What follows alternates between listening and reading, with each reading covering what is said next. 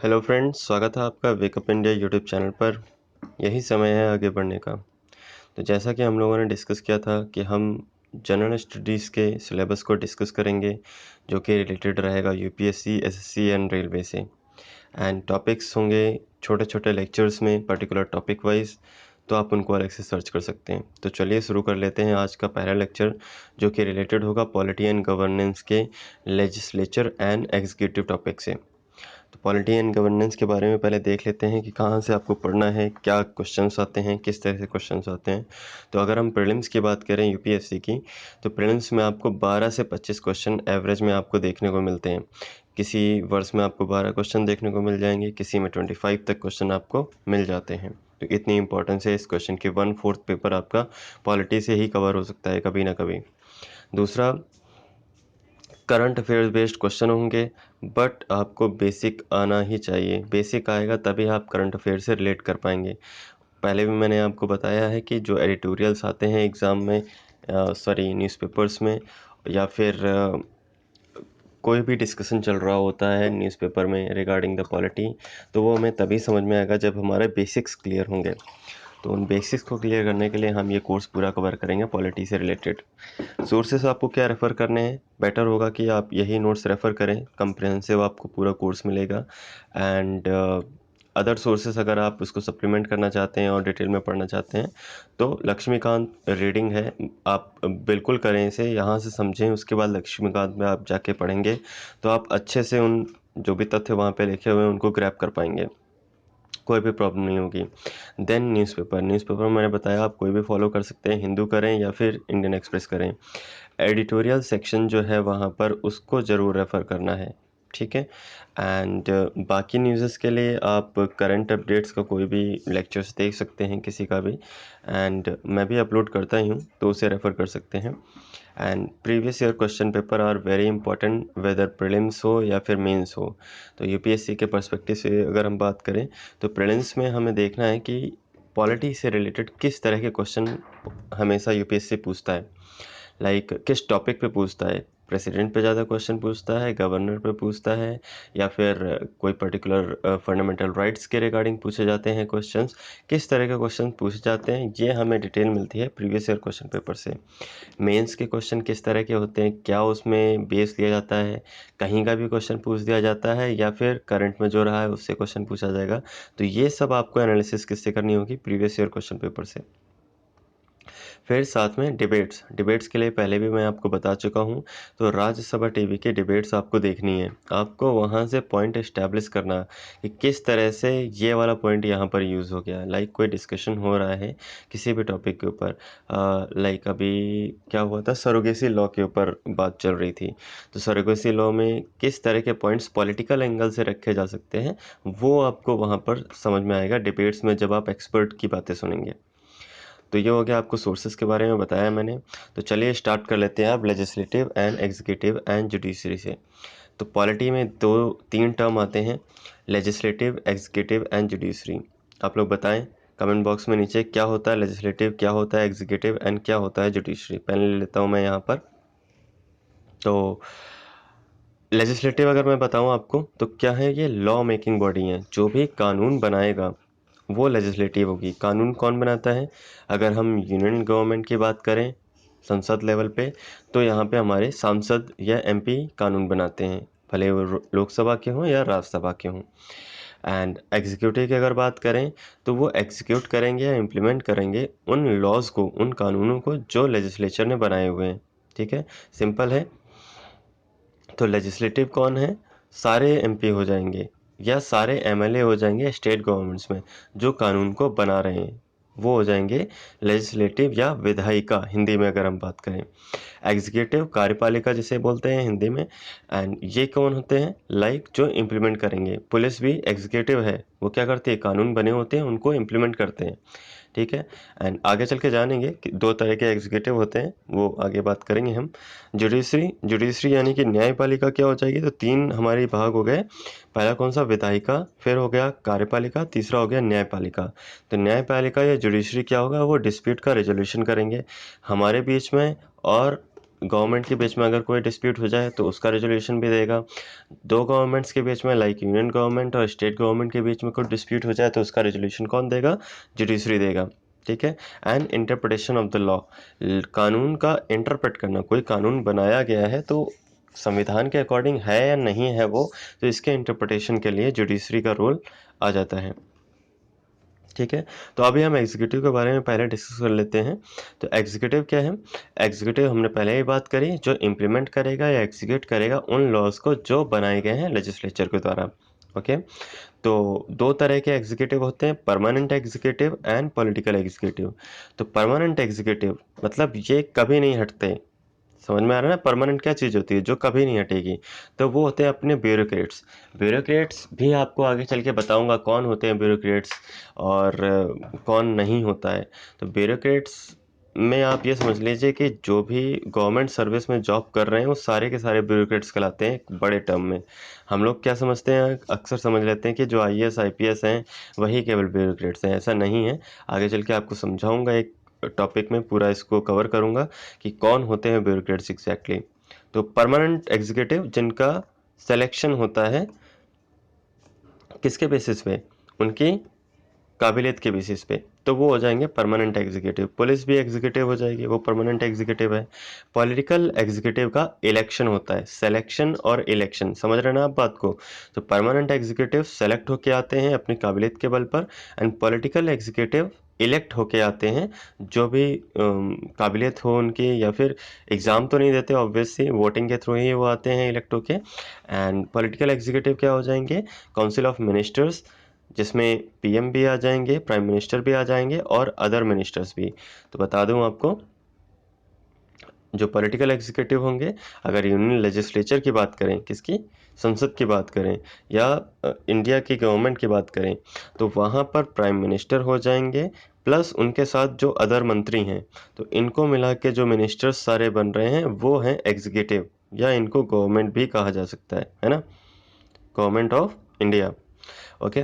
तो और इसी के अंदर काउंसिल ऑफ मिनिस्टर लिखा है, बट काउंसिल ऑफ मिनिस्टर में क्या आते हैं वो आगे चल के हम बताते हैं। तो चलिए यहाँ पर समझ लेते हैं, आपको समझाता हूँ एक बार फिर से क्या होता है टेम्परेरी पुलिस एग्जीक्यूटिव एंड कौन होते हैं परमानेंट एग्जीक्यूटिव। तो जैसे ये मान लीजिए फाइनेंस मिनिस्ट्री है, अपना जो वित्त मंत्रालय है पूरा इस तरह से, यहाँ पे नीचे वाले पोर्शन में क्लर्क वगैरह और जो भी स्टाफ है वो आ जाएंगे, उनके ऊपर कुछ ऑफिसर्स आएंगे, उनके ऊपर कुछ ऑफिसर्स आएंगे, इस तरह से हायरार्की में जाते जाएंगे। फिर joint secretary and top level पे फाइनेंस सेक्रेटरी आ जाएगा, किसमें? फाइनेंस मिनिस्ट्री में। फाइनेंस सेक्रेटरी कौन है? एक आईएएस लेवल के आईएएस कैडर के ऑफिसर होते हैं जो प्रमोट होते तक वहाँ तक पहुँचते हैं फाइनेंस सेक्रेटरी तक। एंड उसके बाद देखिए मैंने अलग से आपको यहाँ पे दिखाया हुआ है कि जो फाइनेंस मिनिस्ट्री हैं वो हेड कर रहे हैं फाइनेंस मिनिस्ट्री को। फाइनेंस मिनिस्टर जो हैं, वित्त मंत्री जो हैं, वो वित्त मंत्रालय को हेड कर रहे हैं, बट वो परमानेंट एग्जीक्यूटिव में नहीं है। यहाँ पे देखिए ट्रायंगल वाला जो पोर्शन है वो परमानेंट एग्जीक्यूटिव का है, एंड जो ये सर्कल पोर्शन है ये पॉलिटिकल एग्जीक्यूटिव या टेम्परेरी एग्जीक्यूटिव का है। एग्जीक्यूटिव दोनों हैं, यहाँ पे बात बहुत अच्छे से समझिए। एग्जीक्यूटिव दोनों ही हैं, कार्यपालिका दोनों ही है, फाइनेंस मिनिस्टर भी है और सेक्रेटरी भी है। बट सेक्रेटरी कौन है? Permanent executive. या यहाँ पर जो क्लर्क हैं वो क्या हैं? परमानेंट एग्जीक्यूटिव हैं।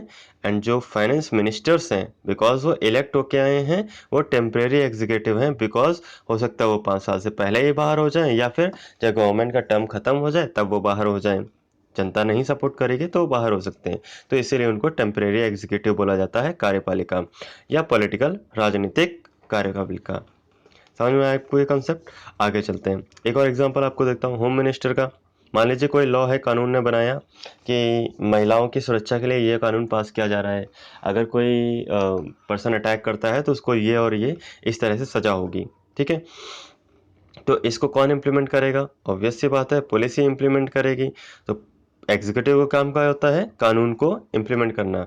तो कानून किसने बनाया? लेजिस्लेचर ने बनाया, हमारे विधानसभा ने बनाया होगा, या फिर विधानसभा ने बनाया होगा स्टेट लेवल पर, या फिर बनाया होगा संसद लेवल पर सांसदों ने। तो उस कानून को इम्प्लीमेंट कौन करेगा? पुलिस करेगी। ठीक है। तो पुलिस अगर इम्प्लीमेंट कर रही है तो वो किसके अंडर आ जाती है, होम मिनिस्ट्री के अंदर, तो वो परमानेंट एग्जीक्यूटिव हो जाएंगे। एंड इसको हेड कर रहे होंगे होम सेक्रेटरी, ये भी परमानेंट एग्जीक्यूटिव के ऊपर जाएंगे। हेड कौन करता है, सेक्रेटरी लेवल का ऑफिसर हेड करता है पूरे के पूरे एक मिनिस्ट्री को। एंड जो मेन हेड होगा, पॉलिटिकल हेड होगा, वो कौन होगा, होम मिनिस्टर होगा। ठीक है, जो टेम्परेरी या पॉलिटिकल एग्जीक्यूटिव कहलाएंगे। आपको आई होप समझ में आ गया होगा। आगे बात करते हैं लेजिस्लेचर की। एग्जीक्यूटिव मैंने आपको समझाया, कोई भी डाउट हो कमेंट बॉक्स में पूछिए मुझसे, मैं आपको डाउट क्लियर करूंगा। लेजिस्लेचर की अगर बात करते हैं तो दो लेवल पे लेजिस्लेचर है हमारी, union legislature and state legislature. Union legislature Bharat सरकार हो जाती है, स्टेट लेजिस्लेचर जो वेरियस स्टेट हैं उनके जो गवर्नमेंट है, और वहाँ पे जो विधानसभाएं हैं या विधान परिषद है उसमें आ जाती हैं स्टेट लेजिस्लेचर्स। ठीक है, तो देख लेते हैं सबसे पहले हम पार्लियामेंट या यूनियन लेजिस्लेचर को। तो पार्लियामेंट, तो यूनियन लेजिस्लेचर में आ जाते हैं राज्यसभा और लोकसभा दोनों। आरएस का मतलब यहाँ पे राज्यसभा हो गया एंड लोकसभा हो गया एलएस। ठीक है, तो राज्यसभा में जो सांसद होते हैं उनको भी एमपी बोलते हैं, और लोकसभा में जो मेंबर हैं या सांसद हैं उनको भी एमपी बोलते हैं। इनफैक्ट एमपी का मतलब ही सांसद होता है हिंदी में। ठीक है, तो एमपी का मतलब क्या है, मेंबर ऑफ पार्लियामेंट। किसके मेंबर हैं, पार्लियामेंट के। पार्लियामेंट क्या है, ये दोनों हैं, लोकसभा भी है और राज्यसभा भी है। तो लोकसभा और राज्यसभा का जो भी मेंबर है वो सब क्या कहलाएंगे, एमपी कहलाएंगे। तो सांसद दोनों के हैं, ये ध्यान रखिए इस बात को। तो सांसद ऐसा नहीं कि केवल लोकसभा में है जो कि डायरेक्ट जनता द्वारा चुने जाते हैं, सांसद वो भी हैं जो राज्यसभा में आए हैं इनडायरेक्ट इलेक्शन के थ्रू। तो फिर से एक बार रिवाइज करते हैं, यूनियन लेजिस्लेचर में राज्यसभा एंड लोकसभा दोनों, इनके जो मेंबर्स होंगे उनको क्या कहेंगे, एमपी कहेंगे या मेंबर ऑफ पार्लियामेंट, या हिंदी में सांसद। कोई डाउट हो तो बताइए। चलिए आगे बढ़ते हैं। अब स्टेट लेजिस्लेचर देख लेते हैं। यहाँ पे शॉर्ट फॉर्म मैंने यूज़ किया हुआ है LANLC, उसका फुल फॉर्म है लेजिस्लेटिव असेंबली या लेजिस्लेटिव काउंसिल। ठीक है, तो स्टेट लेजिस्लेचर मैंने 1 की बात की है, फिर 2 की बात की है, फिर 3 की बात करी है। इस तरह से जितने भी स्टेट्स हैं सबकी लेजिस्लेचर होंगी। तो अब बात करते हैं, मैंने 3 एग्जांपल क्यों दिए हैं यहाँ पे, वो आपको इसलिए दिया हुआ है बिकॉज कुछ स्टेट लेजिस्लेचर में लेजिस्लेटिव काउंसिल भी होती है और लेजिस्लेटिव असेंबली भी होती है। क्या मतलब है, विधान सभा भी होती है और विधान परिषद भी होती है। जैसे कि हमने यहाँ पे यूनियन लेवल पे देखा था, राज्यसभा भी होती है और लोकसभा भी होती है। ये अपर हाउस बोलते हैं, इसे लोअर हाउस बोलते हैं। इसी तरह से स्टेट में ये अपर हाउस हो जाएगा और ये लोअर हाउस हो जाएगा। समझ में आ गया आपको बात। बट कुछ स्टेट ऐसे भी हैं जहां पर अपर हाउस नहीं है, एलसी नहीं है, लेजिस्लेटिव काउंसिल नहीं है, या विधान परिषद नहीं है, और केवल विधान सभा है। समझ में आ रही है आपकी बात। तो अब बात करते हैं क्या होता है एमएलए और क्या होता है एमएलसी। तो जैसे अगर आप हिंदी में या इंग्लिश में देखेंगे, दोनों तरह से आपको बताऊंगा। एलसी लेजिस्लेटिव काउंसिल, तो इसके जो मेंबर होंगे वो क्या कहलाएंगे, मेंबर ऑफ लेजिस्लेटिव काउंसिल। समझ में आ गया ना, वेरी सिंपल। एमएलसी कौन होंगे, मेंबर होंगे लेजिस्लेटिव काउंसिल के किसी पर्टिकुलर स्टेट के। तो एमएलसी कभी नहीं भूलना है आपको। देन एमएलए क्या होंगे, मेंबर ऑफ लेजिस्लेटिव असेंबली। तो जो लेजिस्लेटिव असेंबली हैं यानी कि विधान सभा है, उनके जो मेंबर होंगे वो कहलाएंगे क्या, मेंबर ऑफ लेजिस्लेटिव असेंबली या एमएलए नाम सुनते हैं आप लोग। अगर हिंदी में बात करें तो लेजिस्लेटिव असेंबली को क्या बोलते हैं, विधानसभा। तो इनके मेंबर को क्या बोल दिया जाएगा, विधायक। ठीक है, एलसी, और इसको क्या बोलते हैं, विधान परिषद। तो यहाँ पर जो एमएलसी होते हैं उन्हें बोलते हैं आई थिंक पार्षद हिंदी में, या मेंबर ऑफ लेजिस्लेटिव काउंसिल। ठीक है, अब एक बात करते हैं दूसरे स्टेट की। दूसरे स्टेट में जहाँ पर केवल लेजिस्लेटिव असेंबली है या विधान परिषद है, वहाँ पर केवल एमएलए होंगे जिन्हें बोला जाएगा विधायक। ठीक है, फिर अदर स्टेट सेम फर्स्ट वाला एग्जांपल है, इसमें एलसी और एलए यानी कि लेजिस्लेटिव असेंबली और लेजिस्लेटिव काउंसिल दोनों होंगे। तो यहाँ पर होंगे एमएलसी लेजिस्लेटिव काउंसिल के अंदर, एंड एमएलए भी होंगे, member of legislative assembly, MLA. ठीक है, अब ये देख लेते हैं कि कौन से स्टेट में दो इस तरह से हाउसेस हैं, लेजिस्लेटिव काउंसिल भी है और लेजिस्लेटिव असेंबली भी है। तो अभी तक तो 6 स्टेट्स थे इनफैक्ट। JNK तो जब से यूनियन टेरिटरी में उसको बना दिया गया है तब से तो उसमें स्टेट लेजिस्लेचर और स्टेट लेजिस्लेटिव काउंसिल नहीं है, पहले होती थी। आंध्र प्रदेश ने अभी में भी हटाया है, एक बार कंफर्म करिए इसको, बिकॉज प्रोसेस चल रहा था लास्ट ईयर उसको हटाने का कि वो लेजिस्लेटिव काउंसिल को नहीं रखेंगे, और पारित भी कर दिया था इस कानून को। एंड क्यों हटा रहे थे? बिकॉज वो 3 कैपिटल बनाने की बात कर रहे हैं, तो लेजिस्लेटिव काउंसिल ने उसको नहीं माना था, तो आंध्र प्रदेश के मुख्यमंत्री ने बोला कि हम इसको हटा ही देंगे। बहुत ईजी होता है लेजिस्लेटिव काउंसिल को हटाना। एंड अभी किस में है? बिहार में है, यूपी में है, कर्नाटका में है, महाराष्ट्र में है, तेलंगाना में है। इन 5 राज्यों में तो कंफर्म है कि लेजिस्लेटिव काउंसिल और लेजिस्लेटिव असेंबली दोनों हैं। MLC भी हैं वहाँ पे, MLA भी हैं, ठीक है। विधान परिषद भी है, विधानसभा भी है। और आंध्र प्रदेश का कंफर्म करके बताइए। आई थिंक वहाँ पे हटा चुके हैं, कंफर्म करके आप कमेंट बॉक्स में बताइए मुझे। तो अभी बात कर लेते हैं यूनियन लेजिस्लेचर की। तो यूनियन लेजिस्लेचर मतलब हमारी पार्लियामेंट।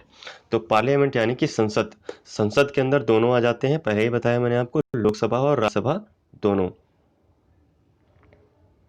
एंड व्हाट एल्स, चलिए देख लेते हैं।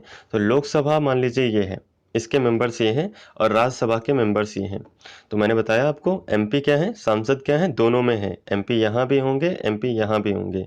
प्रोसेस सिलेक्शन का, सिलेक्शन नहीं, इलेक्शन का अलग अलग है उनका, तो मैं बताऊंगा आपको। और या तो लोकसभा में मान लीजिए सारे MP क्या होके चुने के आए, इलेक्शन हुआ, जनरल इलेक्शन हुआ लोकसभा का, और ये MP सारे चुन के आ गए, ठीक है। और इधर राज्यसभा में ये सारे MP हैं, ठीक है। ये तो एक परमानेंट बॉडी है, आपको पता ही है राज्यसभा, कि हर 3 साल में यहाँ पे सॉरी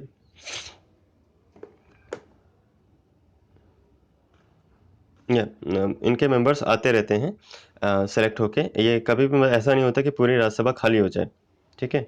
तो MP यहाँ भी हैं, MP यहाँ भी हैं। अब बात करते हैं कि क्या है मिनिस्टर्स, क्या है गवर्नमेंट, और क्या है एग्जीक्यूटिव। तो मिनिस्टर क्या होंगे? इन MPs में से, लोकसभा के MPs में से जो इलेक्ट होके आए हैं, इन MPs में से सबसे ज़्यादा जिसको मेजोरिटी मिली होगी, मान लीजिए ये MPs एक पार्टी के हैं, इनको सबसे ज़्यादा वोट मिले हुए हैं, एंड तो गवर्नमेंट यही बनाएंगे। हो सकता है कुछ MP यहाँ से भी ले लें। तो मिनिस्टर कैसे सेलेक्ट होंगे, एग्जीक्यूटिव कैसे सेलेक्ट होंगे? तो ये MP हो गए, ये हो गए, ये हो गए, ये हो गए, एंड ये सारे MP को ये जो पार्टी है वो मिनिस्टर बना रही है, यहाँ पे देखिए, और वही एग्जीक्यूटिव कहलाएंगे। और इसी मिनिस्टर में से एक MP होगा जो प्राइम मिनिस्टर बनेगा। अब MP मैंने जैसे MP का बताया, वो लोकसभा या राज्यसभा दोनों से हो सकते हैं, ये ध्यान रखिए। जो मिनिस्टर हो सकते हैं वो लोकसभा या राज्यसभा दोनों से हो सकते हैं, बात को समझिएगा यहाँ पे। एंड जो प्राइम मिनिस्टर हैं वो भी लोकसभा से भी हो सकते हैं या राज्यसभा से भी हो सकते हैं। एग्जाम्पल बताइए आप, कौन से ऐसे प्राइम मिनिस्टर रहे हैं हमारे जो राज्यसभा से चुन के आए? लेटेस्ट में आए हैं मनमोहन सिंह। मनमोहन सिंह MP थे राज्यसभा से, बट वो प्राइम मिनिस्टर थे, ठीक है। अब इसी में ही, तो ये हो गया हमारा क्या, एग्जीक्यूटिव, ये बाहर वाला पोर्शन। तो एग्जीक्यूटिव में ये सारे MP आ गए जो मिनिस्टर हैं। अब वो MP भी हैं और मिनिस्टर भी हैं, बात को ध्यान रखिए।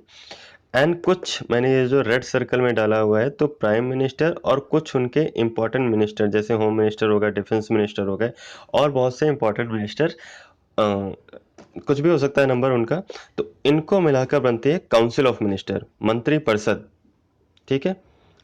सारे डिसीजन जो होते हैं गवर्नमेंट के मेनली इनके द्वारा लिए जाते हैं, बाद में वो मिनिस्टर के साथ डिस्कस करके फिर इम्प्लीमेंट किया जाता है। तो काउंसिल ऑफ मिनिस्टर आपको मैंने समझाया, यहाँ पे एग्जीक्यूटिव समझाया है आपको, ठीक है। एग्जीक्यूटिव में सारे मिनिस्टर्स आते हैं जो भी गवर्नमेंट के हैं, वो लोकसभा से भी हो सकते हैं, राज्यसभा से भी हो सकते हैं, इस बात को ध्यान दीजिएगा। एग्जाम में इसी तरह से क्वेश्चन पूछे जाते हैं कि ministers are chosen from the Lok Sabha only. तो ऐसा नहीं है, इलेक्ट होके आते हैं वहाँ से, मानते हैं, मिनिस्टर वहीं से होते हैं, but non elected, in fact non directly elected जो MP हैं राज्यसभा के, वो भी मिनिस्टर बन सकते हैं। तो ये थी ध्यान देने की बात। और आज के टॉपिक में इतना ही है, हमने एग्जीक्यूटिव और लेजिस्लेचर के बारे में देखा। अगले लेक्चर में हम बात करेंगे आगे की, कैसे फेडरल पॉलिटी है हमारी और किस तरह की पॉलिटी है, तो डिस्कस करेंगे उसको। तो तब तक के लिए be positive, be aware, be safe and keep the environment green. Thank you so much. जय हिंद, जय भारत।